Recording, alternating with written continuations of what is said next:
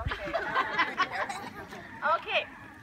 This, for those of you who don't know, this was the incentive for the book fair. If we sold 400 books, I would get slimed. Well, we did not reach 400 books.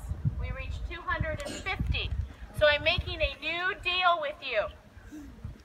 I am going to get slimed, and I have a speech to read, but I am going to get slimed in exchange for readers. So if you will make a promise and a pledge to do your very best reading this year and read as many books as you can, I'm willing to do this. So do we have a deal? Yeah! So here's my speech. Because, you know, before people, you know, everyone gets their last words. Okay?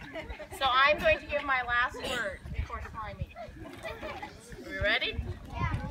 I, Mrs. Mueller, do solemnly swear that I am voluntarily being slimed. That's for our legal expectations. I am doing this on behalf of the Riceville students and their love of reading. In exchange for watching me be slimed on this 30th day of September in the year 2015, I ask that each and every student, teacher, paraprofessional, bystander, and anyone else who happens to be standing here, go out and find a book to read and enjoy. Whether it be fiction or nonfiction, scary or funny, informational or imaginative, read, read, read a book. Please do not let my sliming go in vain.